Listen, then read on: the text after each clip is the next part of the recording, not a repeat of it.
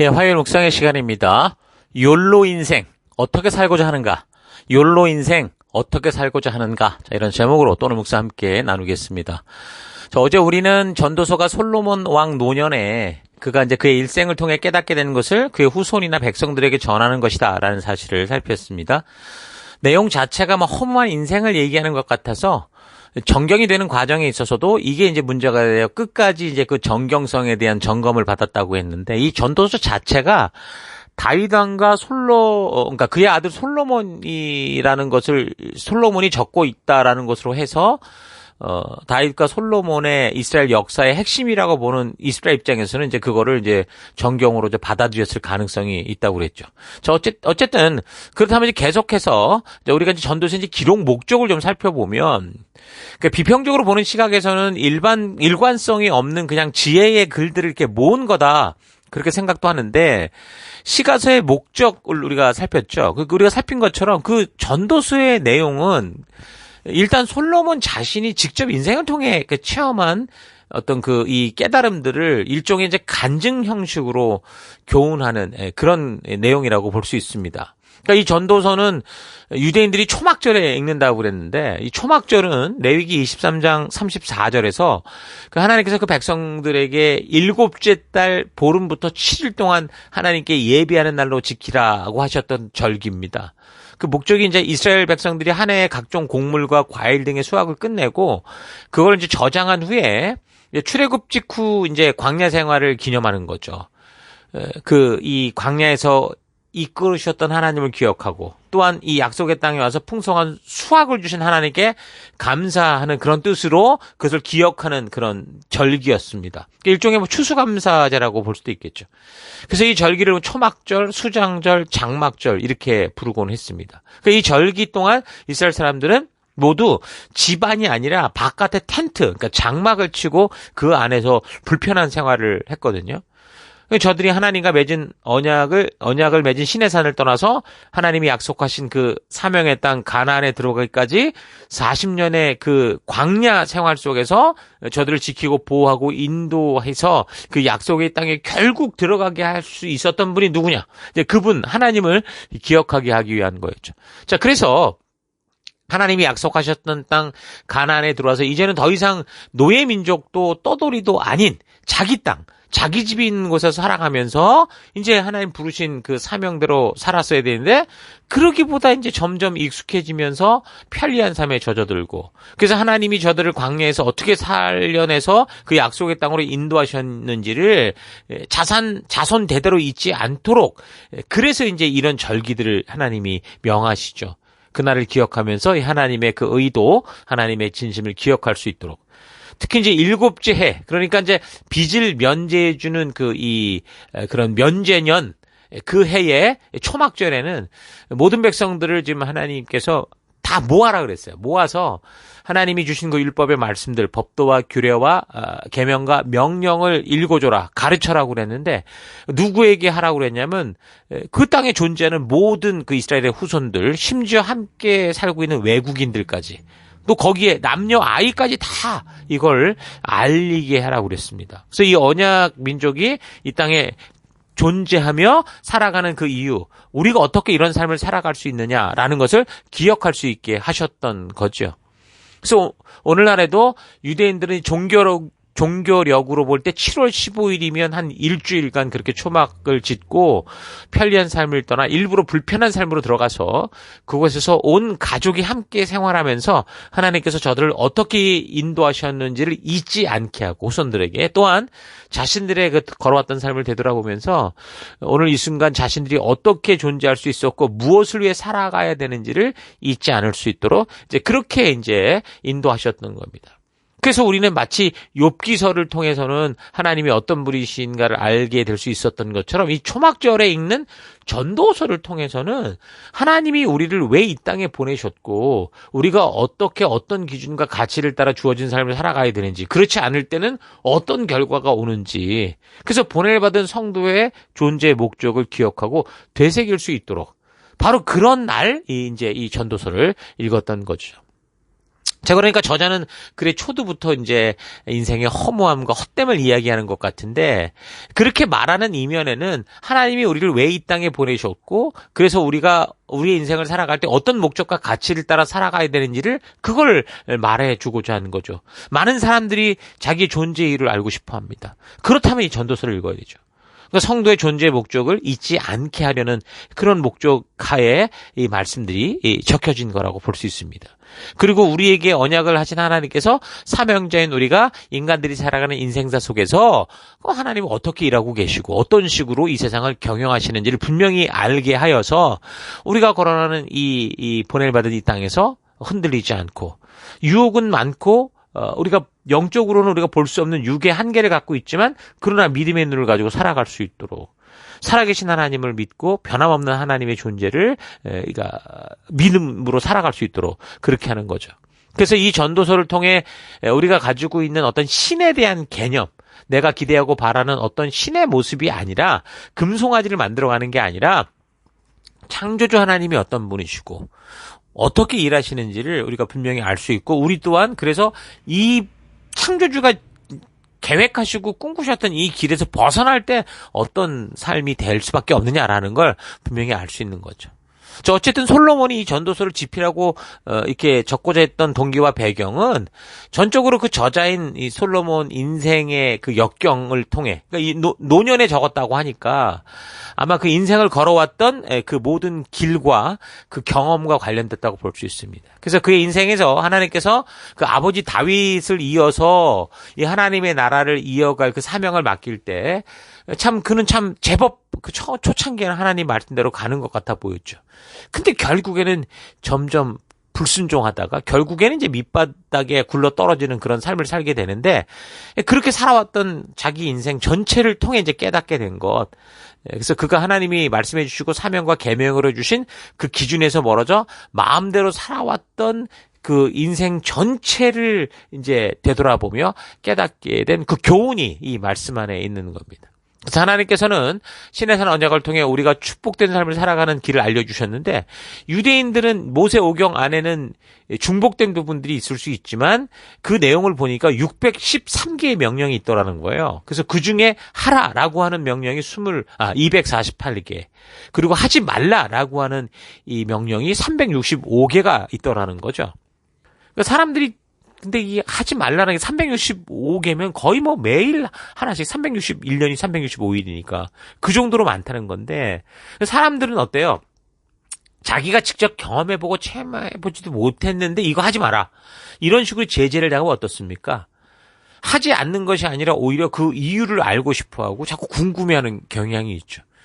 그래서 지금도 자녀를 키울 때 보면 성경에서 하지 말라 하는 것들만 골라서 하고 있는 이 세상 문화 속을 살아가는데 거기 안에 친구들을 보니까 다 그렇게 하고 있는데 우리는 하지 말라는 거죠. 그러니까 왜 우리 보러 하지 말라 그러냐 이렇게 물어올 때가 많은데 이게 성경을 바르게 모르면 우리가 참으로 이게 대답하기 곤란한 부분이 많이 있습니다.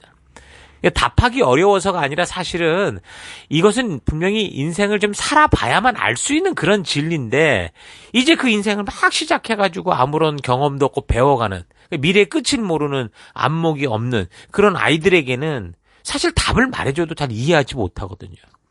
오해할 수 있다라는 거죠. 그렇기 때문에 이제 이런 상황이니까 아마 그런 원리로 보면 솔로몬도 그 인생 속에서 똑같은 이런 믿음의 그 길들을 걸어갔을 거 아닙니까?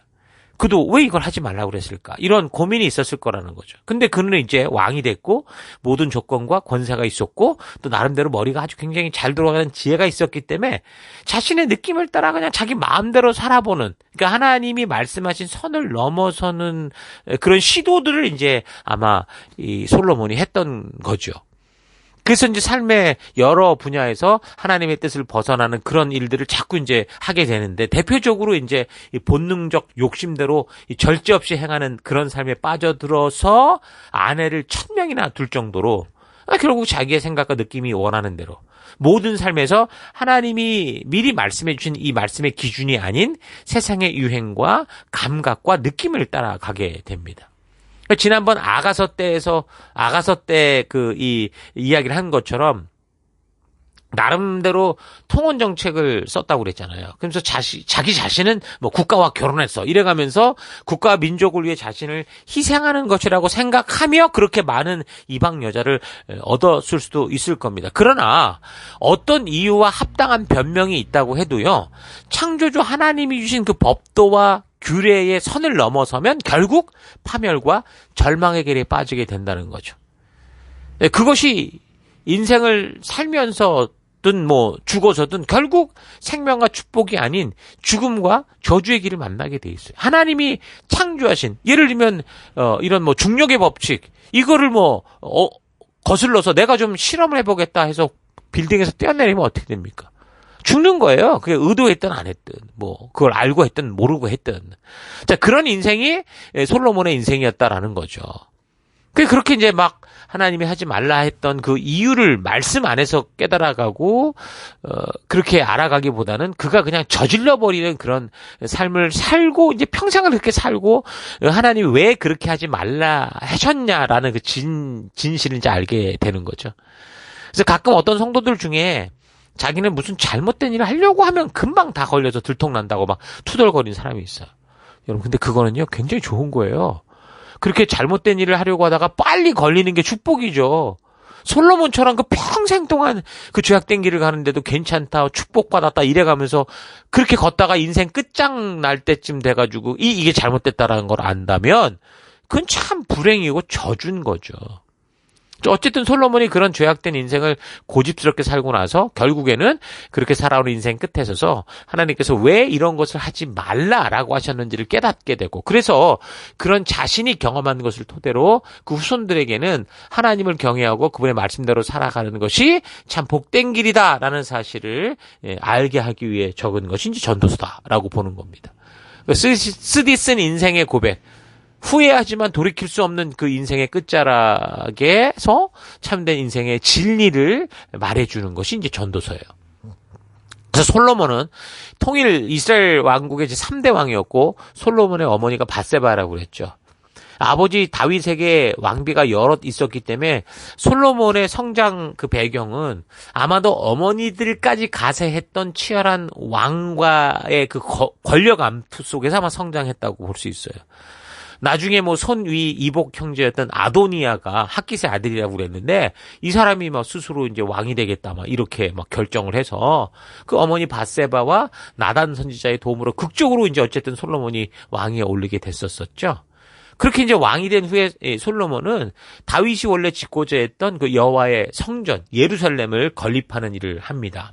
그러면서 이제 그곳에서 1000번제를 막 드리는 이런 뭐 이 순종의 삶을 사는 등 처음에는 하나님 나라의 왕으로서 부끄럽지 않게 하나님을 경외하고 신실한 삶을 사는 것처럼 보였어요.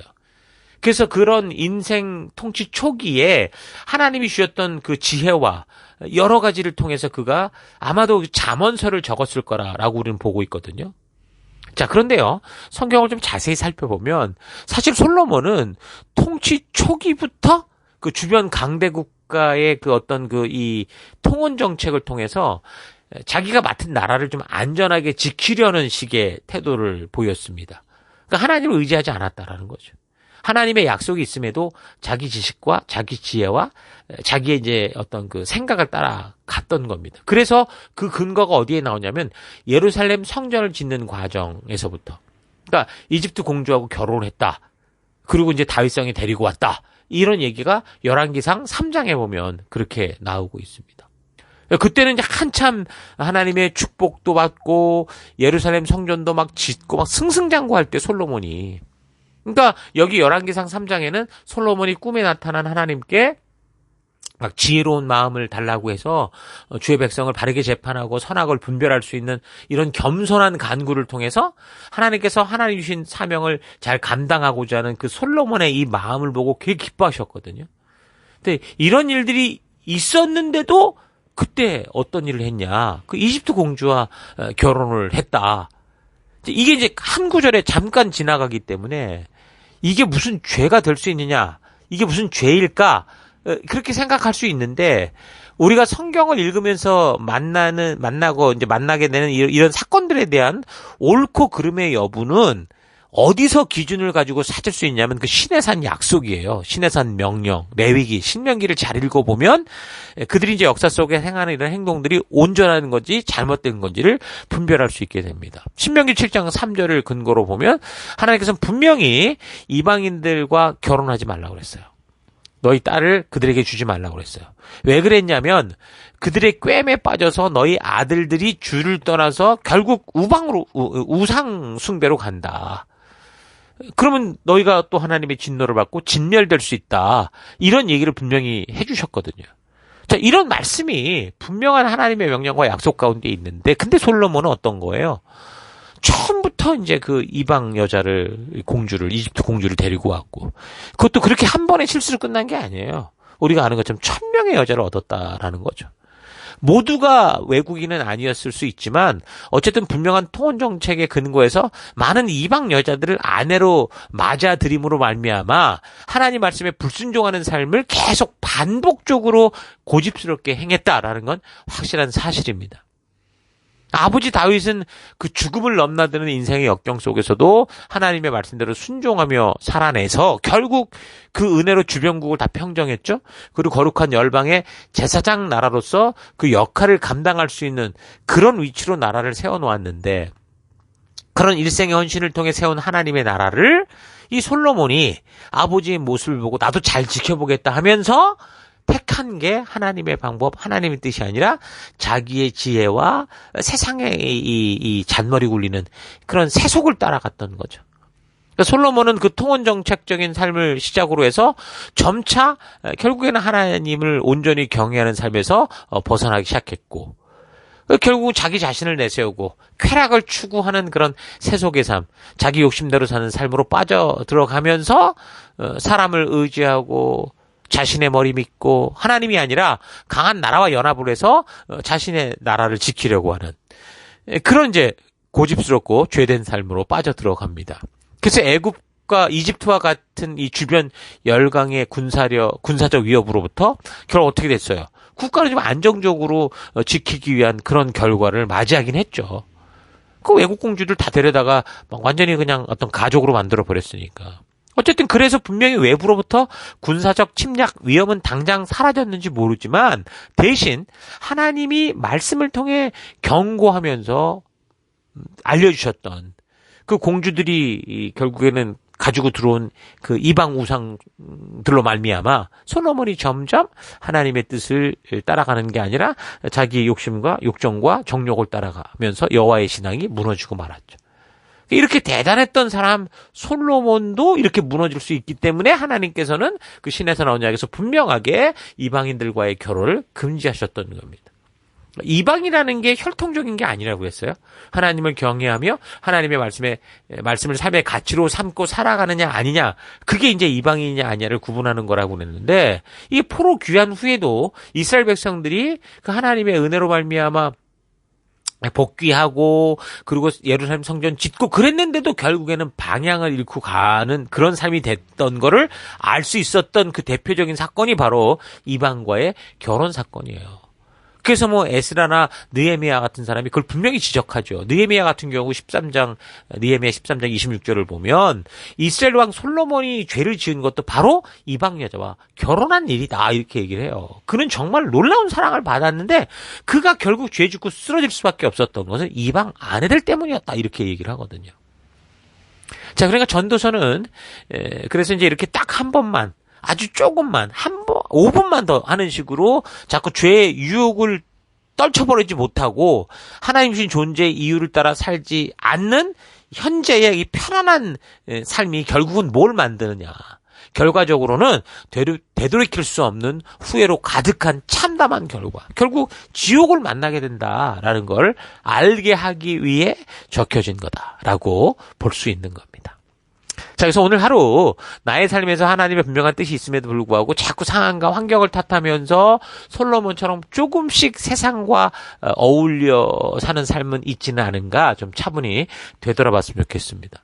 전도서의 기록자인 솔로몬은 그에게 맡겨진 40년의 통치 기간 동안 하나님이 맡기신 일이 아니라 하나님이 맡기신 일을 잘할 수 있도록 주신 여러 가지 지혜와 재능을 가지고 자기가 바라고 원하는 것을 하는 그런 일을 위해서 고집스럽게 불순종의 길을 걷는 삶을 보냈습니다.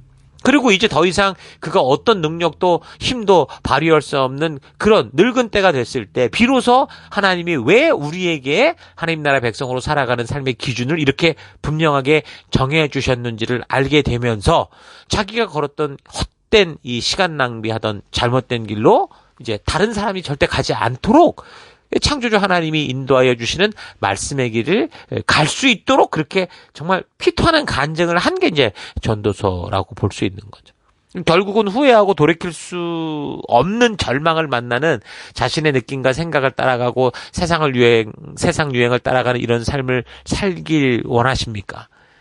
아니면 지금 쓰고 좁고 거친 길이라고 해도 세상에 많은 사람들이 외면하고 손가락질하는 길인 것처럼 보여도 나를 창조하신 분이 나를 알기에 인도하시고 이끄시는 말씀의 가치와 법도와 규례를 따라가는 삶을 살겠습니까? 여러분, 성도는 우리가 도착할 그 끝을 먼저 보고 그래서 우리가 그 도착할 곳으로 나아갈 길을 현재의 삶에서 찾아 나가는 그런 삶을 살아가는 거예요. 목적지를 알면 내가 지금 이 순간 어떤 길을 택하고 어떤 길을 선택해야 되는지를 안다는 거죠. 내가 원하고 다수의 사람들이 몰려가는 길이 아니라 우리 주님께서 나를 기다려주시는 그곳으로 연결되어져 있는 그 길을 찾게 돼 있어요. 근데 여러분, 우리 어쨌든 인생이 이 땅에 태어나서 영원한 하나님 나라에 가기까지 딱 한 번의 인생을 살죠. 이 땅에서. 요즘 욜로라는 말이 벌써 나온 지가 오래됐는데 You only live once. 어차피 한 번 살아가는 인생이라고 그래요? 그 한 번 살아가는 인생 동안 우리가 과연 그 인생의 끝에서 영원한 지역에 도착하는 그런 길을 따라갈 건지 아니면 영원한 천국으로 도착하는 길을 따라갈 것인지 잘 분별해서 진정으로 영원하신 하나님과 영원한 삶을 살아갈 수 있는 참된 지혜의 그 길을 따라 걷는 여러분 될 수 있기를 주 이름으로 축원합니다. 오늘 하루도 힘내십시오. 잠시 기도하겠습니다. 하나님은 우리를 소모품이나 장식품으로 창조하신 게 아니라 하나님의 형상을 닮은 자유지를 지닌 인격적 존재로 창조해서 영원하신 하나님과 온전한 인격적 관계 가운데 살아가는 그 놀라운 영광의 자리로 우리를 부르셨는데 창조주 되신 하나님이 만드신 길이 아니라 내가 자유지를 가졌다고 내가 생각하고 내가 느끼는 대로 살아가기 위해서 끝까지 고집을 피우며 살아왔던 삶을 회개합니다. 우리는 하나님께서 한번 정하신 인생을 살게 되는데 그 정하신 인생을 살고 나면 누구라도 하나님의 심판대 앞에 서는 존재다라는 사실을 잊지 않고 이 땅에서 살아가는 동안 저 천국에서 하나님과 교제하며 동행이 가능한 영적인 성품과 성숙의 길을 걷는 내가 되기 원합니다. 그 하나님 나라에서 하나님 백성답게 사는 가치와 길이 바로 하나님께서 신의 산에서 주신 그 법도와 규례와 명령과 계명 속에 있다라는 거 잊지 않고 이 말씀을 통해 하나님의 진심, 하나님의 의도를 온전히 알아서 이 땅에서 살아가는 동안 그 하나님 나라 백성다운 열방의 제사장이요 거룩한 나라의 성도로서 굳건히 서는 우리가 되길 원합니다. 하나님, 그래서 한 번 사는 이 인생 속에서 정말 주의 길, 주님이 창조하셨고 꿈꾸셨던 그 길을 걷는 내가 될 것을 결단하고 감사드리며 예수님 이름으로 기도했습니다. 아멘.